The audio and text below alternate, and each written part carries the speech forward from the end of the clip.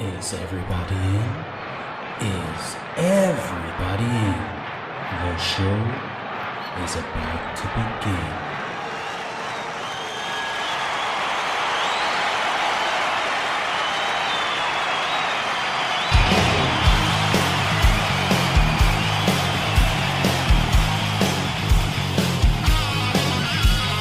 Welcome to the podcast, concerts that made us, interviews and stories, tales from the bus. We love taking you back to when it all went down. The greatest live shows and that cheering crowd sound. It's concerts that made us, concertsthatmadeus.com.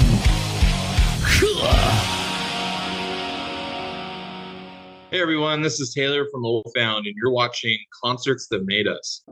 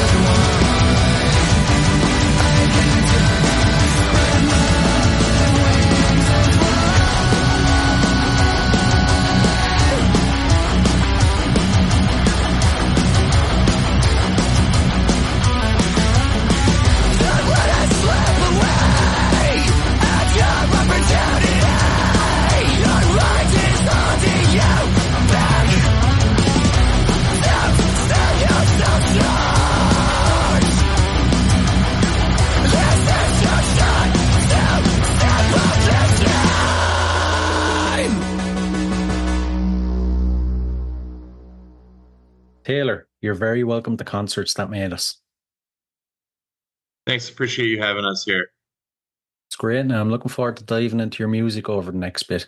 Now, first off, Oathbound recently released the EP Until It's Gone. Take us a bit deeper into it if you can. Yeah, so EP is a 5 song album. We started writing it in the fall of 2023. Recorded it through the winter, and it came out on September 13th.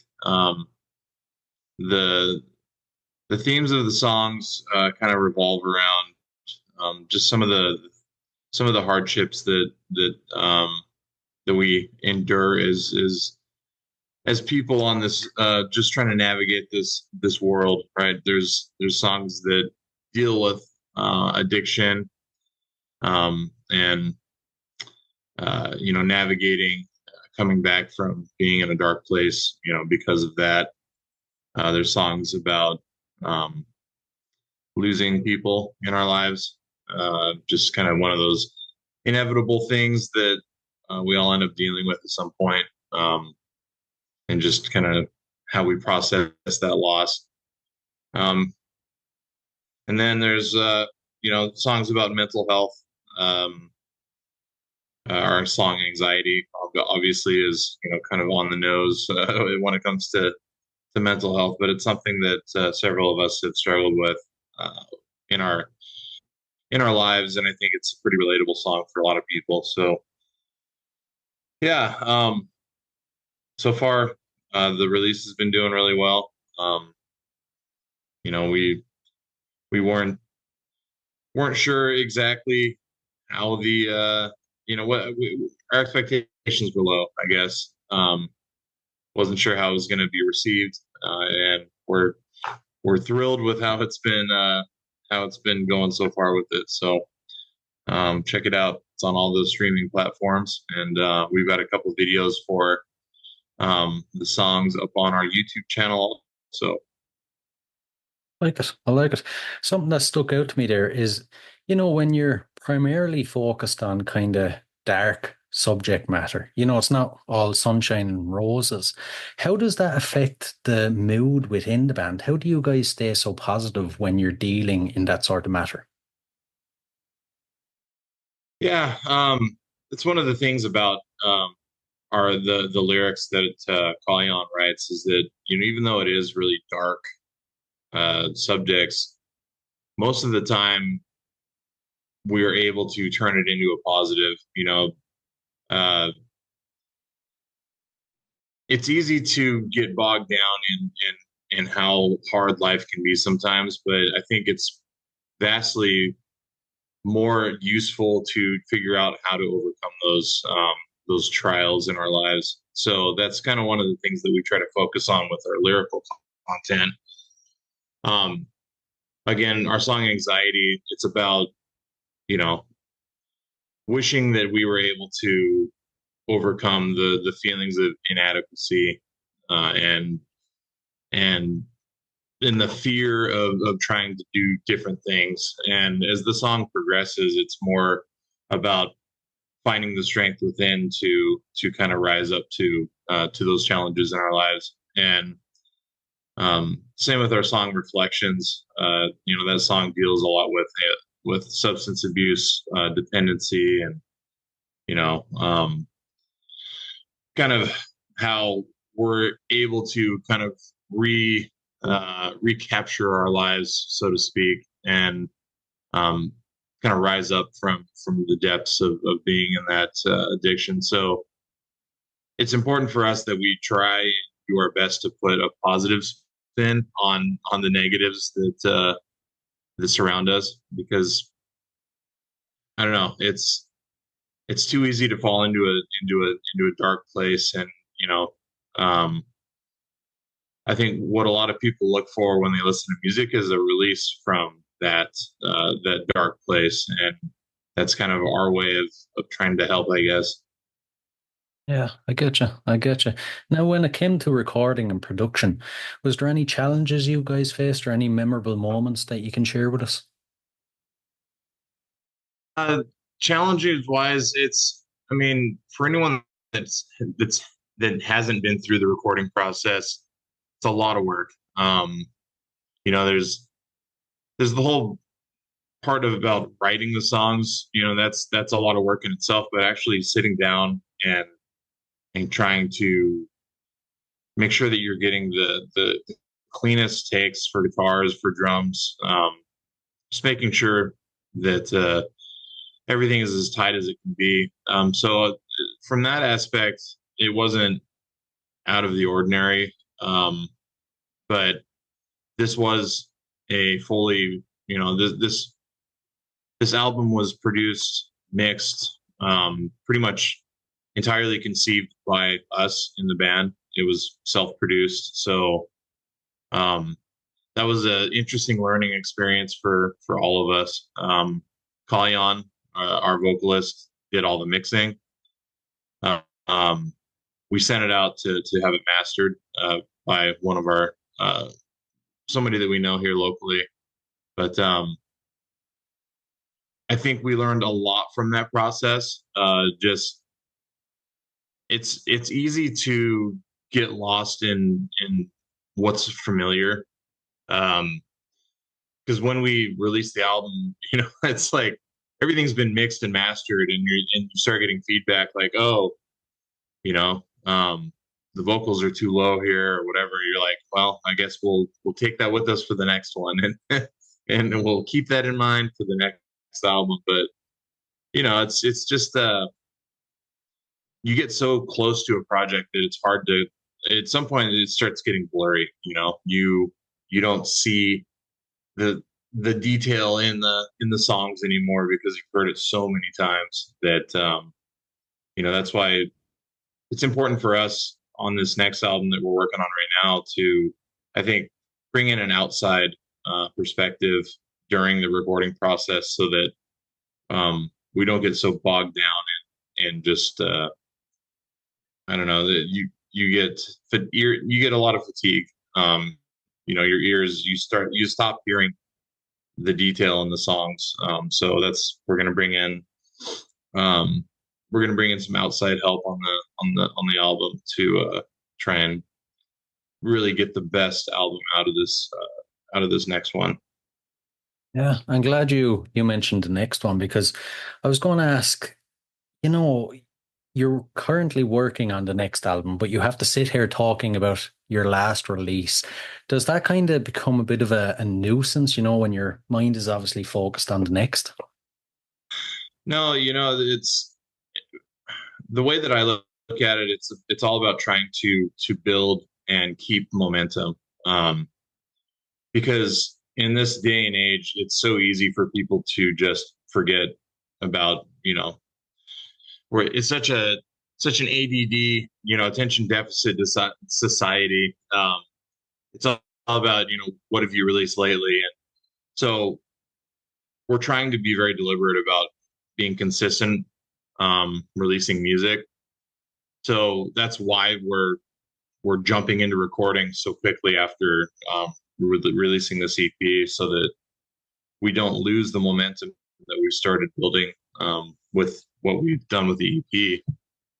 Uh, we've got 11 or 12 songs that are written for the album, and the intent is that we continue promoting the EP basically up until we start releasing the single for the next album, just so that we keep that ball rolling. Because it's all about growth, and then that's the mindset that we go into it with is basically no days off, just keep grinding, releasing music, releasing good content, and trying to engage with our listeners on a daily basis to make sure that we're staying relevant in the music scene. So I don't think it's weird at all. I think it's kind of cool. It was such a long process getting the EP recorded, promoted, and then finally released that it's kind of it's the payoff that we've kind of been waiting for. And so talking about the EP it's great, man. I'm just stoked that people are listening to it. I get you. I get you. What can sound wise, what can we expect from the upcoming album? Will there be any signs of growth within the band that stand out? Yeah, definitely. I think the songs they're still going to sound like Oathbound songs, but I feel like from a musical composition side of things, they're a lot more. I don't know if technical is the right word, although they are a lot more technical. they're I would say the production is at least like 100% better. There's a lot more thought that's gone into um, just how the songs are arranged, and uh, we spent a lot more time, I think, on putting these songs together than we did with the EP. And it's been a lot more of a collaborative process on the EP. I think I was the primary um, writer for at least all the music, and then Colleen and I and John worked on the vocals a lot on the EP. But for the album, it's everyone's had a part in writing, uh, and yeah, it's gonna be interesting. I would say that some of the songs are some of the songs are heavier than on the EP, but I'm excited to I'm excited to start getting in and recording guitar parts. We're going to be tracking drums here the first part of December, so we're getting right into it. Nice, nice. Now, the podcast is called Concerts That Made Us, so I have to ask you some concert related questions if you don't mind. First Yeah. off, as a concert goer, what concerts would you say have made you? For me personally, I would say the first time that I saw Killswitch Engage was a pretty mind blowing experience for me. This was years ago, and at the time, I was listening to more like post hardcore and I guess screamo, as some people would have called it back then. So definitely still heavy, but not not your traditional like metalcore type songs. Um, so I think when I saw the Killswitch show, I was blown away by how technical the songs were and how flawlessly they were able to play them live. Um, I was I was just like it really inspired me to go and try and learn my craft better, to try and just be able to kind of emulate that live performance, because um, it's one thing to record you know technical guitar or drums, and it's a totally different thing to be able to pull it off live and have it sound more or less like it does on the record. So yeah, for me that was just like the light bulb went off, and I was like, this is the type of music that I want to play. And kind of from there, it's just kind of snowballed into like opening up my eyes to other bands that are in that same genre. And now it's Killswitch is, they're I don't know if I'd call them the old guys on the block, but I mean, there's definitely a lot of newer bands that are coming out with their own take on the modern metalcore sound, um, which I'm super into also. So it's just that was I can point back to one concert that kind of shaped where I'm at today. I'd say that seeing Killswitch is the one. It's a good one. It's a good one. Now, for any listeners that haven't been lucky enough to catch one of your shows, what are they like? Give us the full experience if you can. Yeah, so we put a lot of effort into our production, because I think it's important to make your live set as memorable as possible. Because there's a lot of music out there, and it's I don't personally feel like it's enough to just go up and play the songs. You need to do something that and that sets you apart. So one of the things that I've spent a lot of time on is getting our light package, getting our light package kind of figured out. So for shows that we headline, we've got we've got a whole several cases of stage lighting that we bring with us to our shows, and the lights are all um, they're all synced up to our backing tracks. So you kind of have to see it to really understand what I'm talking about. But we've got like blinder lights behind the back of stage that they flash during certain like in certain patterns during the songs. So I think we're not at the point right now where we actually have a lighting designer that goes with us to our shows. So being able to have our own lighting package that's already synced up to our backing tracks that um, and that really I think um, helps us deliver the performance that people are gonna pay a little bit more attention to. And we've got a few new things in the works as far as lighting and stage presence goes here. I think we're gonna try and work it into our show next week, but hopefully hopefully hopefully that all goes well. But you know we pride ourselves on having a high energy show, and just kind of by the end of it, all of our heads are feel like they're gonna fall off from headbanging and just dripping with sweat and all that stuff. So we're definitely not the type of band that just stands up there and kind of stares at our shoes playing our instruments. We're moving all over the place, and trying to make it sound as much like the recordings as possible, because I think it's important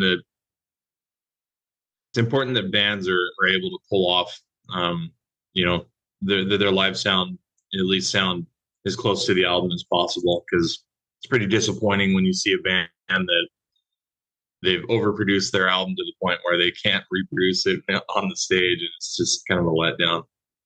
Yeah, absolutely. Absolutely. Man, your gigs, they sound like a hell of a time, an absolute hell of a time. And if you think of all the gigs that you guys have played, is there one that sits above the rest? It just couldn't have got any better. I could answer that in two ways, I guess.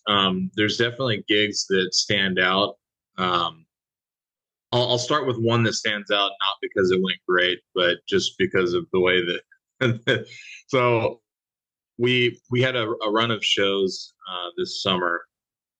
um, they were just back to back to back to back, and so we went from the Seattle area, played a show on like a Friday night, and then had to drive basically 500 miles to our next show um, on the next day. Had an early load in, so we drove all the way through the night. Nobody slept. It was an outdoor show. It was a festival. It was, I don't know. It was 90. I think it was 96 degrees. So I always screw up the conversion to Celsius, but it was it was it was freaking hot. It was super hot, Right. and none of us had slept, and we were very concerned that it was so hot that like our computer was going to fail.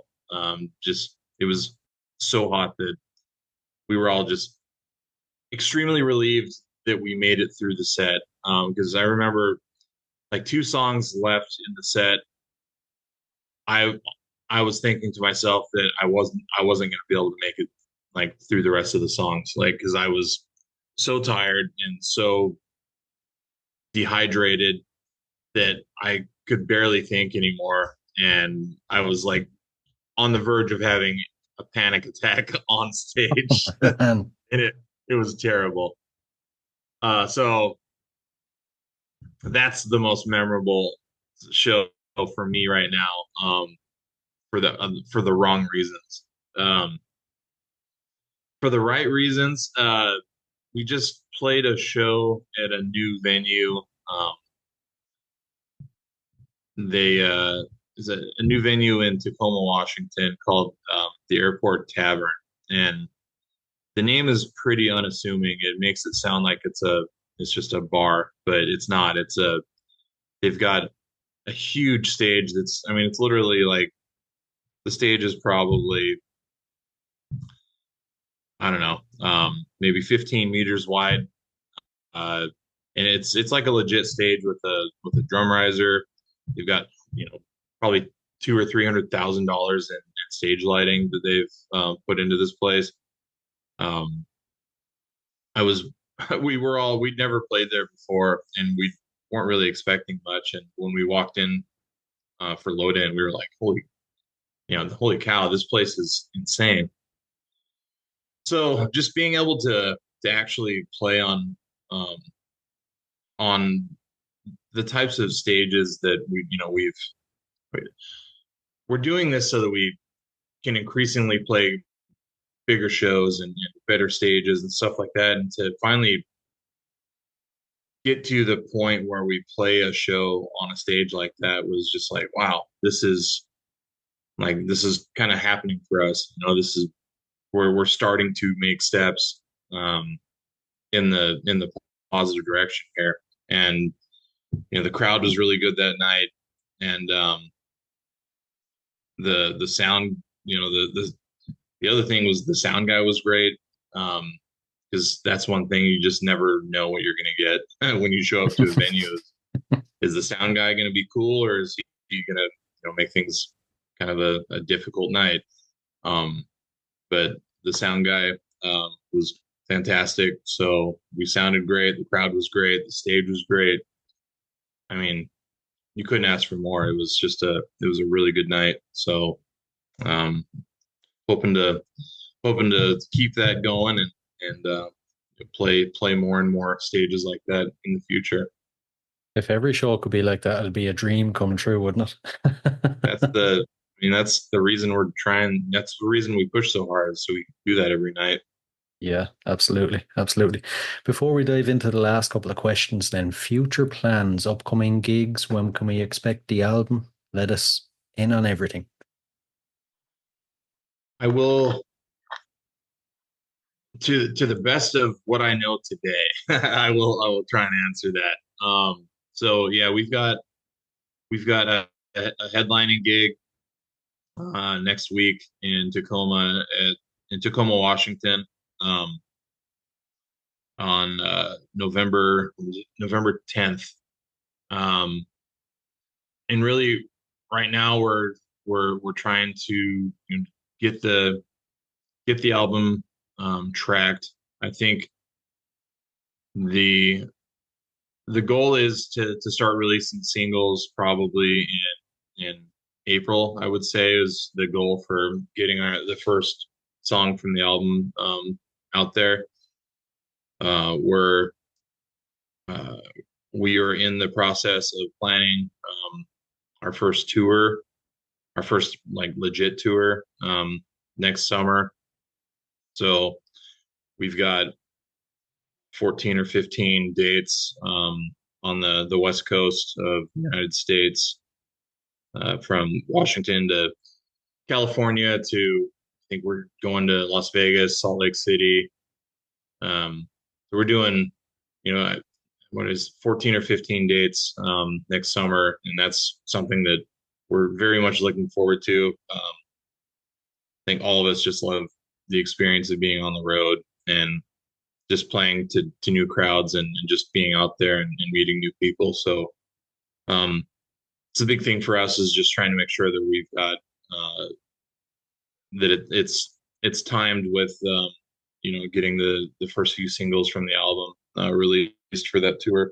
So got a lot going on. We've got a bunch of other like one-off shows and kind of like 3-day runs here and there in the first part of 2025. But our main focus right now is getting the album recorded. Like it. I like it. Sounds like a plan. Right, the last couple of questions, there are a couple of fun random ones. First off, besides music in the band, what are you currently obsessed with? Oh man, that's hard because I spend so much of my time um, on the band. Um, I I would say I love traveling. Um, and one of the things my day job provides me with the opportunity to travel a lot. Um, so 2 weeks ago, I was in Japan um, for a week, and this is the first time I'd ever been to Japan, and it was something that was on my bucket list. And if you've never been to Japan, it's absolutely insane. It's culturally, I can't think of a place that's more different than the United States than Japan. It's crazy. So I love going and seeing new cultures. I think it's important for perspective in your own life to see how other people live. It's not it's not that big of a world, you know. Hmm. It always blows my mind that you can get on a plane and in 6 or 7 hours be in a completely different place on the planet. I don't know, it's like science fiction type stuff. Um, so that would be probably my current obsession, at least until Grand Theft Auto 6 comes out on PlayStation. I think once that game drops, probably gonna gonna be a battle for where my time is spent between the band and my PlayStation. You and me both. I'm already trying to work out how I can like book a month off from everything. Yeah, yeah, for real. Oh man. And the next one. It's a bit strange. If you had to spend 24 hours locked in a room with any musician from history, who would it be? Oh, Jesus. Um,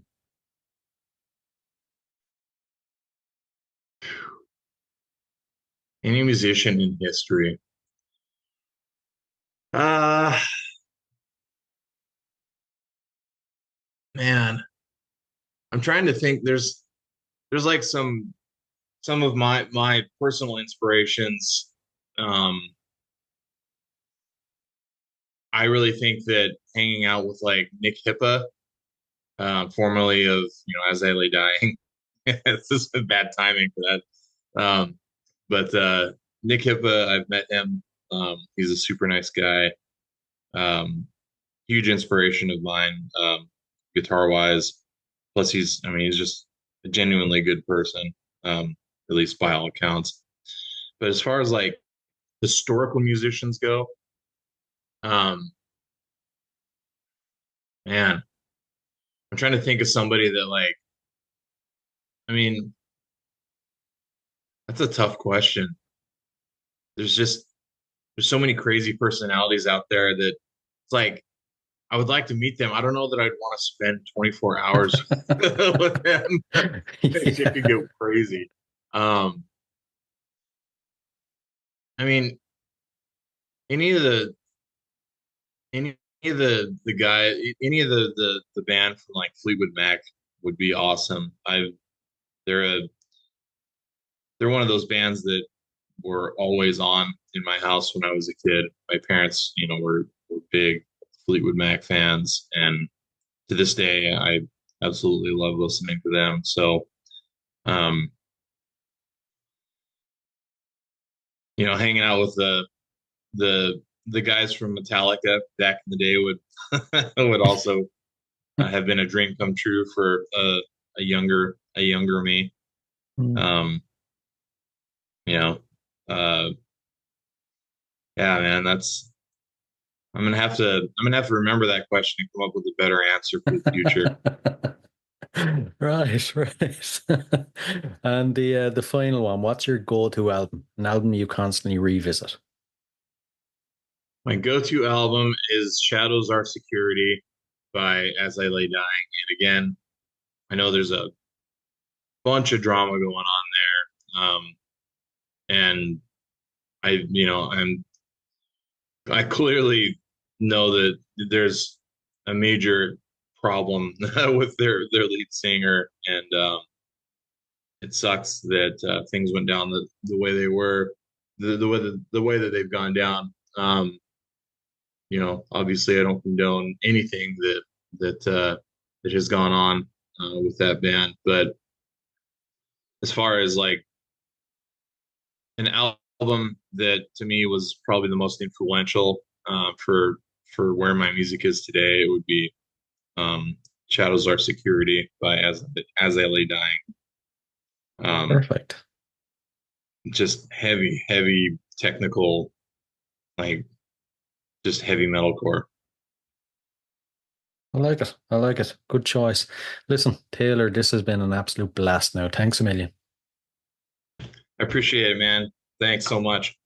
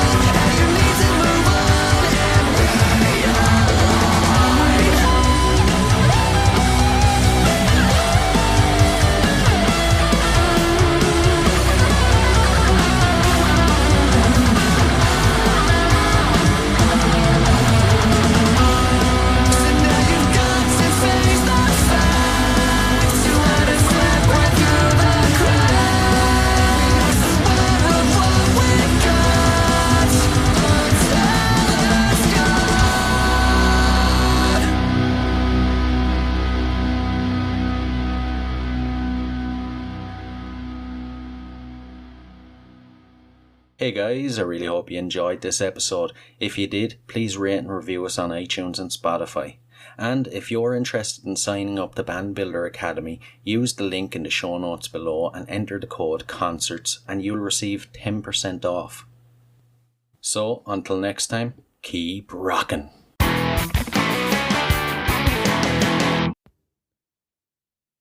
Hey, what are you guys still doing here? The show's over. It's over. You can go home. Go on. We'll see you next time. We'll be here.